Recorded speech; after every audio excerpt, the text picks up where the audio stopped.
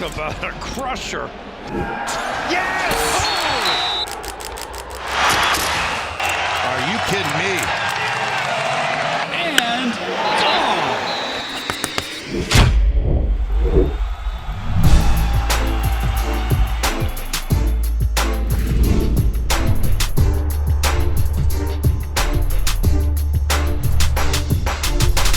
Welcome back to the Schoolyard Sports podcast. I'm this is podcast Lane Frank. We're in episode number 70, everybody. So we're 70 episodes through, and I got an action-packed episode planned for you. MLB, no deal reached. 2 series so far have been canceled. Probably more down the way. Spring training, everything like that. I mean, just wild stuff going on in MLB right now. It's March, everybody. March Madness.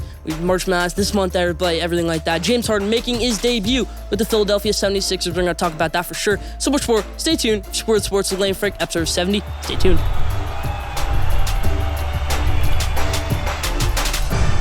Let's start for episode number 70. How you always do with the headlines in the NBA. Ja Morant, everybody. That's all I have to say. They beat the Bulls right after the All-Star break, and then they play the other night, and Ja drops 52. 52 points. Ja Morant had that crazy buzz beer, had that insane dunk against the Spurs. Best dunk of the year by far, Ja Morant. I mean, the three, deep three, everything like that. Ja Morant right now could be the MVP candidate. I mean, MVP favorite. I got something coming up later about MVP favorites, everything like that. That's top 5. And I got something about Ja Morant coming up next segment. But a lot of stuff going with Ja Morant, everybody. So much. I mean, could Ja Morant potentially win MVP? 52 points. Drop 40 against the Bulls. I mean, Ja Morant going off right now. Know a bit about the Grizzlies title contenders. Leave your thoughts in the comment section. Now, Mavericks, everybody. Mavericks are rolling. Okay, they go down a lot on Sunday night against the Golden State Warriors. I think it was like 93-76, something like that. And then by the time the game was over, the Warriors had got 97 points, and the Mavericks won that game, everybody. I mean, wow to see. What a comeback that was. It's led almost by Spencer Dinwiddie. I know Spencer Dinwiddie, not the best player on the team, but his presence in the locker room, his presence on the court, everything like that, has helped this Mavericks team. It's better that they didn't go after Goran Dragic, because that was also who they could pull. It was either they were either going to trade Kristaps or Goran Dragic, they were going to trade Kristaps or Davis Bertans, and Spencer Dinwiddie. They took Spencer Dinwiddie. I mean, smart move, playing great right now. Spencer Dinwiddie, Luka Doncic playing at an all-time level right now, could be an MVP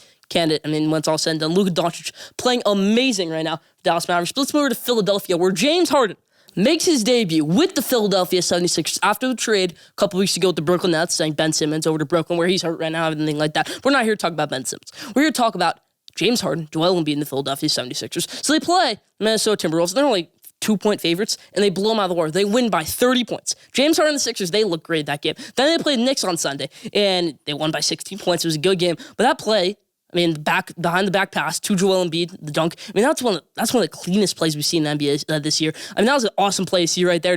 They ran to RJ Barrett after it, but it's still a cool play. I mean, just behind the back pass to Joel Embiid dunk, just so in motion right now. I mean, great chemistry right now going on with James Harden and Joel Embiid. And James Harden, I mean, I don't know if he's ever going to be that player again where he feels like he has to drop 50 points a night. He's more of that point guard role now, James Harden. We can maybe average a triple-double. He's averaging 22 points right now. 10 assists and 8 rebounds. I mean, that's pretty damn near close to a triple-double there. But Russ Westbrook's not even close to averaging a triple-double. James Harden is. James Harden tearing it up in his first couple games with the Philadelphia 76ers. But let's move to the New York Knicks, who they beat on Sunday. RJ Barrett, everybody, goes up against the Miami Heat in their first game back from the All-Star break. I'm excited to watch this game. The Knicks go up 10-0 early. Oh, they're going to win this game. Julius Randle might have a good game, everything like that. No, but RJ Barrett has 30 points at halftime and has 46 points in the game. Wow. I mean, just wow. Jimmy Butler said RJ Barrett's going to be the face of the Knicks. And I would take RJ Barrett as the face of the Knicks over Julius Randle. I think a lot of people would do that right now. RJ Barrett, an amazing player to play. I mean, 46 points. Could be an all-star next season. RJ Barrett maybe in near future. I mean, RJ Barrett, great player. Not a Ja Morant type player. Not a Zion Williamson type player. But RJ Barrett, still a great player from that draft class. Still a top 10 player from that draft class. RJ Barrett tearing it up after the All-Star break. 46 points the other night against Miami Heat. 30 points in the first half. You don't see that very often. A player dropping 30 points, let alone RJ Barrett. 46 points in the first half for RJ Barrett. Getting a little more out of his comfort zone, shooting more threes, shooting more mid-range. RJ Barrett turning into a good player. 46 points for RJ Barrett. What a game that was for RJ Barrett. Not so much the Knicks. They'll lose it to the Miami Heat. But let's move to the NFL, where we got some free agency stuff going on. Free agency going around there, but some rumors about Devontae Adams, Aaron Rodgers, maybe a short-term deal with the Packers, everything like that. So, not crazy news in the NFL. I got some segment coming up later about NFL trade and Renault, everything like that. Should Kyler Murray be traded? Leave your answer in the comment section. His agent released a statement this week, everything like that, about Kyler Murray saying, we want a long-term extension. Does Kyler Murray deserve a long-term extension? Leave your thoughts in the comment section. Let's move to the MLB, where, like I said, we have no deal so far between the MLBPA and MLB. MLB offered the MLBPA Players Association a deal.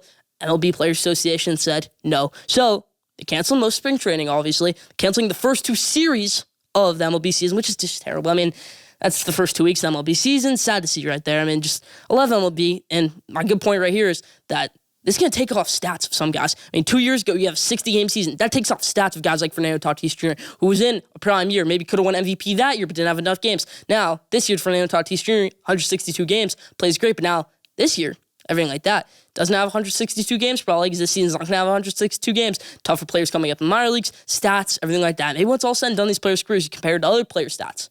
Shortened seasons, everything like that. I don't know how many games there are going to be this season. Leave your answer in the comment section. How many games will be played this season in the MLB? That's about for the headlines this week.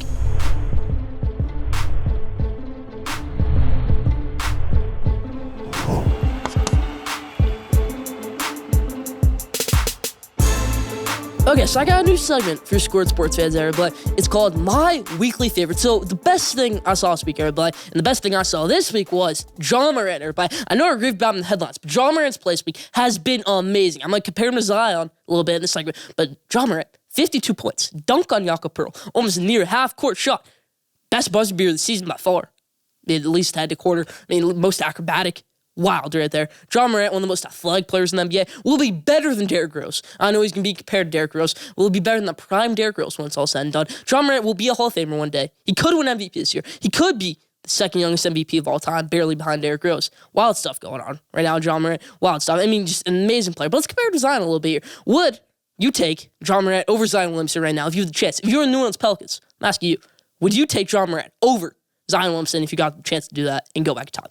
My answer right now, yes, 1,000% I'll take Ja Morant over Zion Williamson. Now, rookie seasons, we're talking rookie seasons, Zion Williamson, I know he played less games than Ja Morant, but he had a better rookie season. Last year, Zion Williamson had a better year than Ja Morant. But this year, I know Zion Williamson hasn't played, but he wasn't going to match up to what Ja Morant's doing right now. I know Ja Morant was hurt a little bit earlier this year, but durability is your best ability pretty much. Availability is your best ability. Zion Williamson, that hasn't had that so far in his NBA career. Ja Morant obviously played a lot more games. Ja Morant can have minor injuries. Zion Williamson, so far in his young NBA career, he's had some major injuries, broken foot, torn meniscus, shut him out for half his rookie season, everything like that. So availability is your best ability. That's what Ja Morant has in his case. He fits New Orleans Pelicans at the time. I mean, he fit better than Zion because they could have paired him with Drew Holiday. I don't care about Lonzo Ball. I know they had him at the time. But he would have been a better fit. Everybody, he's easier to build around, everything like that. Because Zion Williamson, you don't know what position he is. Tell me right now. Can you tell me right now exactly what position Zion Williamson is? Is he a small forward? Is he a point guard? Is he less to bring up the ball? Is he a center? Not 6'6". No. Tough to tell with Zion Williamson. Easier to build around Ja Morant. Easier to go around. I'm not hating on Zion Williamson here. But Ja Morant, amazing player. I would definitely take Ja Morant over Zion Williamson. I think when it's all said and done, Ja Morant will be a better player than Zion Williamson. You can bookmark it. That's about for my weekly favorite. Leave your thoughts in the comment section.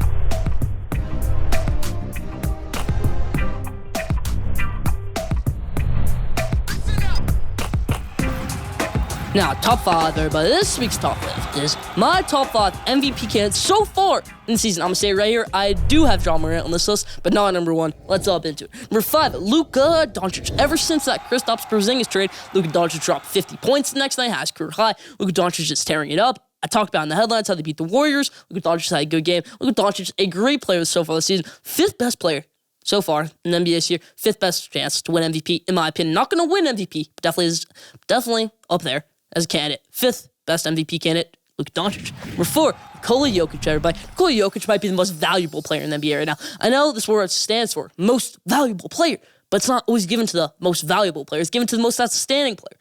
But maybe if it was actually given to the most valuable player, it would be Nikola Jokic because he's playing on a team right now without Michael Porter Jr., without Jamal Murray, his 2 co-stars, with Aaron Gordon, but still. Nikola Jokic tearing it up right now. 4th best MVP candidate, Nikola Jokic. Number 3, Ja Morant, everybody. I don't have him in top 2. Ja Morant, so far doing so well. Only averages 20 points a game. I mean, I don't like to look at so much points per game, everything like that, but as of lately, MVP might be a what have you done for me lately type of award. I know Ja Morant missed a lot of time, but Ja Morant's done great so far. This is All-Star break, was an All-Star game this year. All-Star meets the criteria for an MVP candidate. Ja Morant, 3rd best MVP candidate, in my opinion. Number 2 is going to be DeMar DeRozan, or is it going to be Joel Embiid? Leave it to pick in the comment section. I got DeMar DeRozan at number 2, everybody, and I got Joel Embiid at number 1. DeMar DeRozan, I know his 30-point streak just came to an end, everything like that. DeMar DeRozan, not so great since coming out of the All-Star break. I know they lost to the Grizzlies and DeMar DeRozan still dropped 30 points in that game, but then they got a crucial game against the Miami Heat to take first place in the East, maybe a tiebreaker at the end of the year. But no, they get smacked. Don't even crack 90. Wow, to see there. So I have DeMar DeRozan number 2 on my list, and I have Joel Embiid number 1. That's about for top 5 this week. Leave your thoughts in the comment section.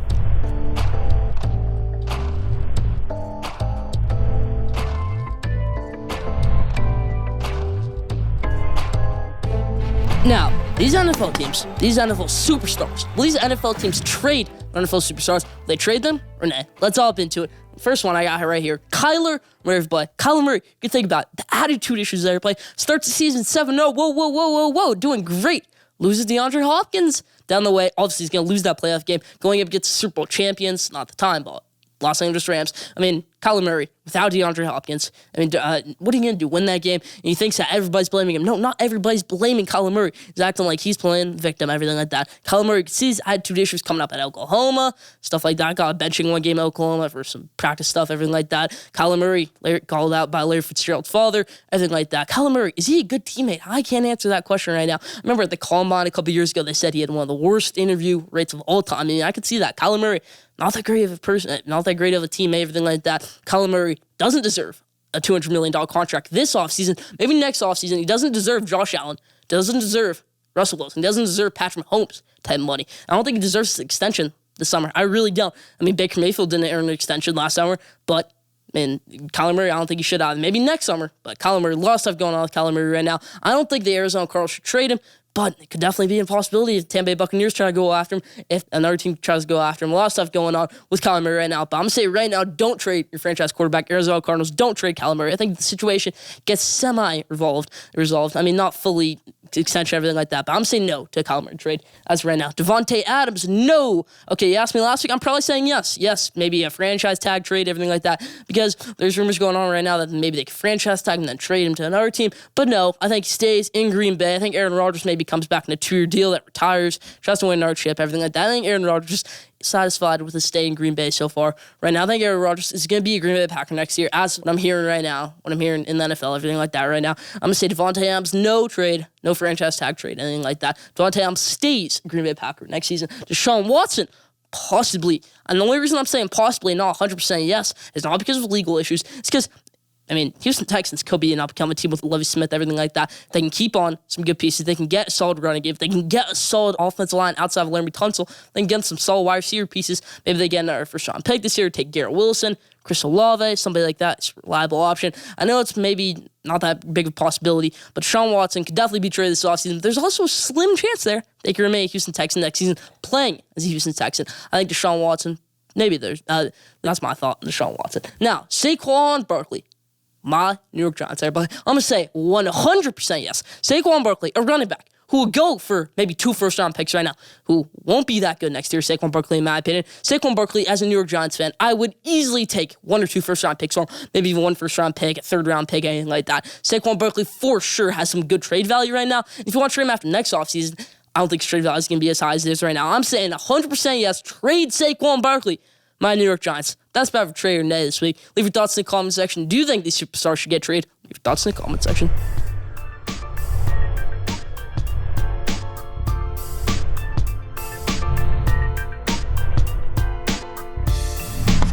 Now, I didn't know everybody. This week's Did You Know, it's a great one. Did you know Max Scherzer, new Met Max Scherzer, just tore Nationals fans' hearts out right there, but new Met Max Scherzer has led them with being strikeouts since 2002. Since 2002, Max Scherzer has led the league in strikeouts. Max Scherzer made his MLB debut in 2008, everybody. So since 2002, the person who has had the most strikeouts in MLB has been Max Scherzer. He didn't make his MLB debut until 6 years later. That's wild right there, everybody. Did you know that? Leave your thoughts in the comment section. That's about for Didn't Know this week.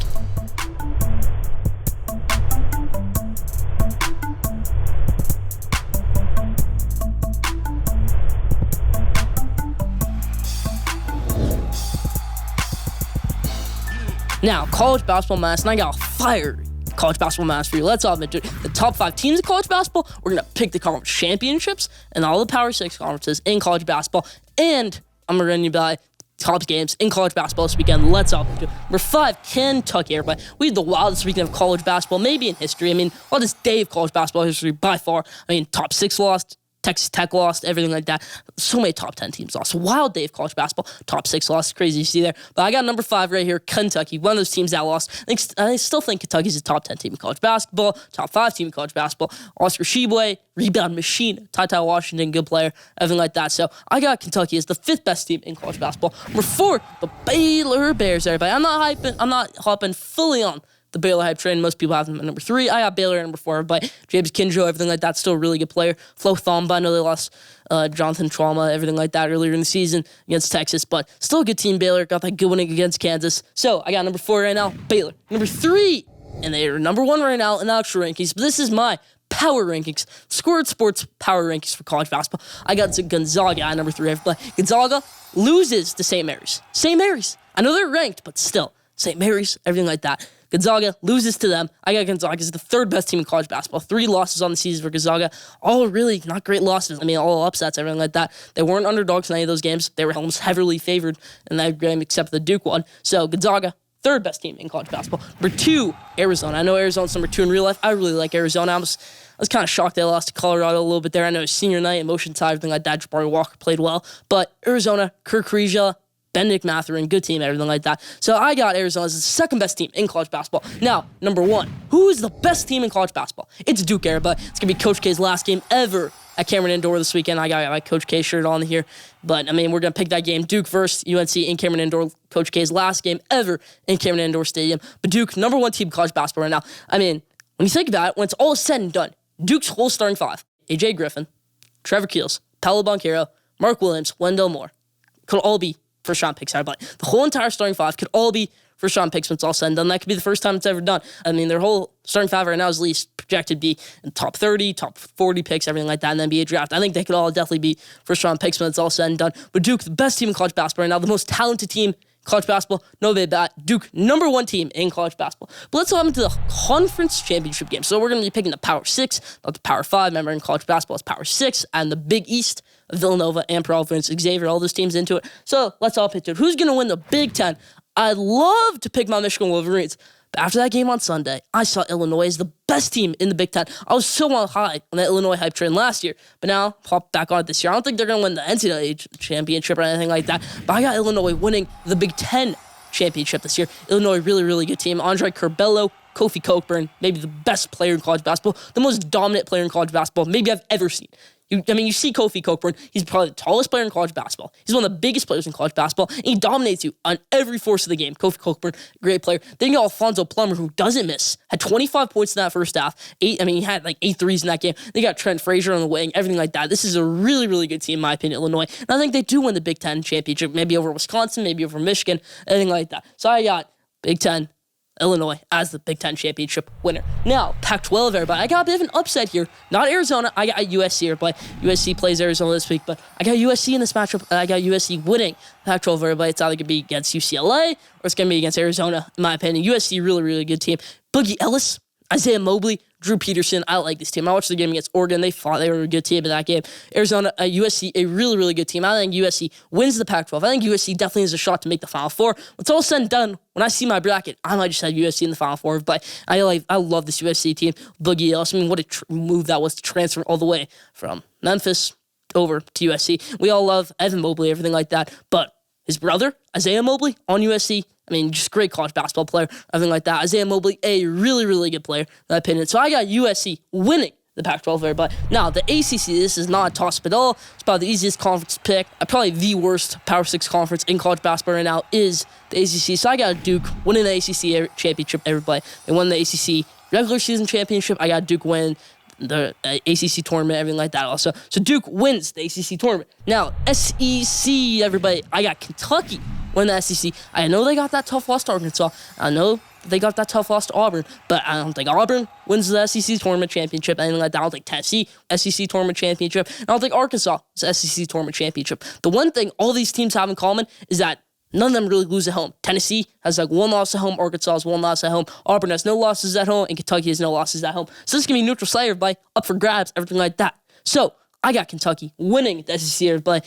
Oscar Tshiebwe, one of the most dominant players in college basketball. Ty Washington, good guard in college basketball. Kentucky wins the SEC championship.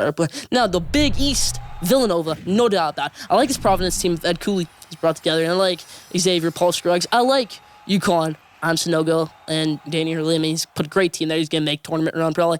UConn, great team. But I think Villanova wins the Big East tournament. No debate about it. I mean, Jay Wright built a great team. Colin Gillespie came back for his senior year, everything like that. So I think Villanova wins the Big East. Now, the Big 12, the last conference we're going to pick right here, the Big 12, this is also a bit of a toss because it's a great conference. You got so many ranked teams. You got, Iowa State. I know they're not ranked, but they were a good team earlier this year. You got Texas, ranked right now. Just lost to Baylor. You got Baylor. Everybody, like I just said, great team. You got Kansas, who just lost to Baylor, and now you got Texas Tech, who lost to TCU and beat Kansas State. Probably going to win the Big 12 regular season. So I think the team who won the Big 12 regular season in Texas Tech is going to win the Big 12 tournament championship, Texas Tech. I think Texas Tech wins the Big 12 tournament championship. That's about from my picks of tournament championships. Leave your thoughts in the comment section. Now, let's move to the games of the week, everybody. We got some great games this weekend. Texas, Kansas, everybody. Great Big 12 matchup. I got Texas in this one, though. Ochai Agbaji, David McCormick. I don't think he won this one. Christian Braun, a great player to watch, everything like that. Great guard. But I don't think Kansas wins this matchup. I don't. Texas gets a comeback win. And they need this one. A redemption win, everything like that. They lost to Baylor. They lost to Texas Tech twice this year. They need this one for maybe our seeding hopes, maybe a 3 seed, anything like that. I think Texas definitely wins this matchup over Kansas. USC, UCLA, battle for LA. USC won it last time. I think USC wins it this time again. Arkansas, Tennessee, everybody. Both teams, playing great at home, but only one team's at home this time. I got Arkansas over Tennessee in this matchup. Michigan, Ohio State, but in Columbus. Michigan won in Columbus last year. Juwan Howard's undefeated in Columbus against Chris Holtmann. So I think Juwan Howard doesn't get it. Juwan Howard not coaching this game, obviously. Phil Martelli is coaching this game, though. His 5th game, it's the Michigan head coach, interim Michigan head coach, so Juwan Howard comes back and Big Ten tournament championship and NCAA tournament, which I do think Michigan will be in. So I think Michigan wins this match over Ohio State. Phil Martelli gets his win over Chris Holtmann. Everybody, Phil Martelli, one of the best assistants in the country. Phil Martelli was an amazing head coach of St. Joe's for a while. Coached players like Delonte West, brought that team to the championship almost every year. The NCAA tournament almost every year. Phil Martelli, a great assistant coach, now as the acting head coach of Michigan, until Juwan Howard comes back from his suspension. So I got Phil Martelli, Michigan, taking a dub over Ohio State. Now, the last game, UNC Duke, everybody. North Carolina versus Duke. Duke blew North Carolina at their own stadium this year. North Carolina played in Chapel Hill against Duke earlier this year, and Brady Manick, pretty much only player played well on North Carolina that game. Duke smoked them. And I think it happens again in this one. Coach K's last game ever at Cameron Indoor. I think Duke wins this one. I got my Coach K shirt on here. But Duke wins this game. No debate about it. Duke smokes North Carolina out of the building. That's about college basketball matters this week. Leave your thoughts in the comment section.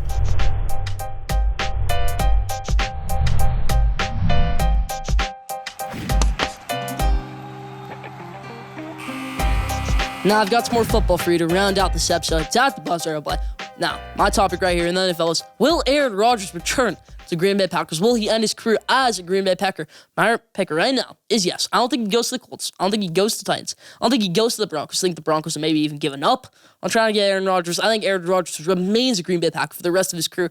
And, fans will be happy with that. Fans will be really happy with that, everything like that. Aaron Rodgers might even win another Super Bowl in his time as a Green Bay Packer. He's got at least 3-4 years left in him. If Aaron Rodgers wants to retire after 2 years, so be it. Aaron Rodgers, great player in my opinion. Could win MVP next year, everything like that. So Aaron Rodgers, I think he returns to the Green Bay Packers. Do you think that? Leave your answer in the comment section. That's about for At the Buzzer this week.